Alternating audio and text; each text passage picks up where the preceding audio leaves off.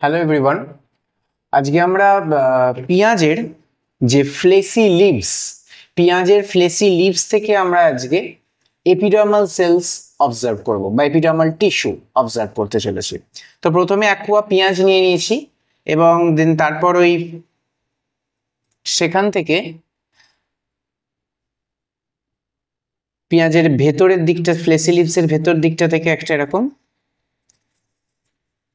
পিল কেটে বাইরে বার করে নিলাম।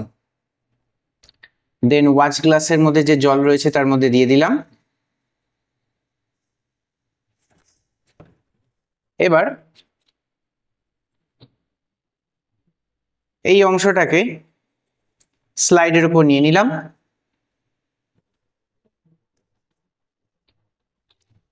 and then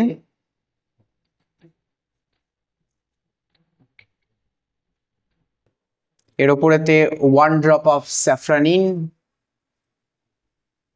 অ্যাড করছি।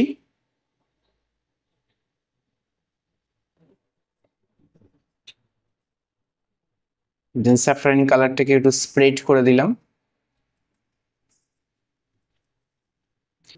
এবার এইভাবে স্যাফরানিনের মধ্যে 3 থেকে 4 মিনিট যদি আমরা রাখি, তাহলে যে এপিডার্মাল সেলস গুলো রয়েছে এই পিল্ড অফ অংশটাতে, সেগুলো ভালো করে কালারটাকে অ্যাবজর্ব করে নেবে এবং মাইক্রোস্কোপের তলায় আমরা ভালো করে এটাকে দেখতে পাবো।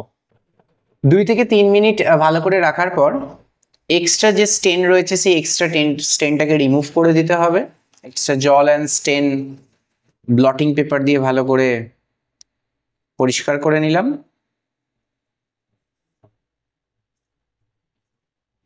অ্যান্ড দেন একটা কভার স্লিপ নিয়ে এর ওপর বসিয়ে দিতে হবে। কভার স্লিপের আগে আমরা সাধারণত গ্লিসারিন অ্যাড করে থাকি।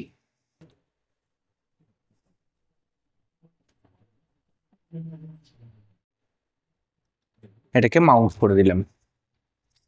এবার আমরা লো পাওয়ারেতে মাইক্রোস্কোপের নিচে এটাকে দেখব।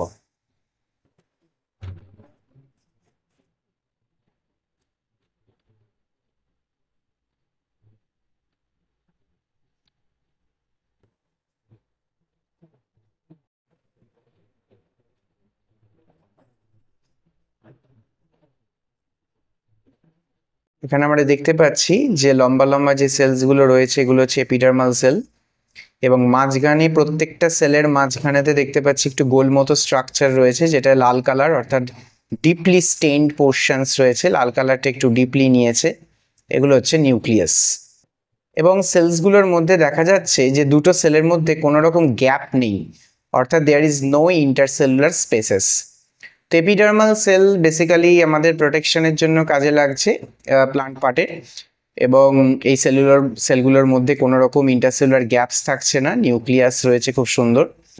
আর প্যারেনকাইমাটা সেলস যখন মডিফাইড হয় দেন এগুলো তৈরি করে outermost layer or epidermal cell. এই হয়েছে তার ভিউ।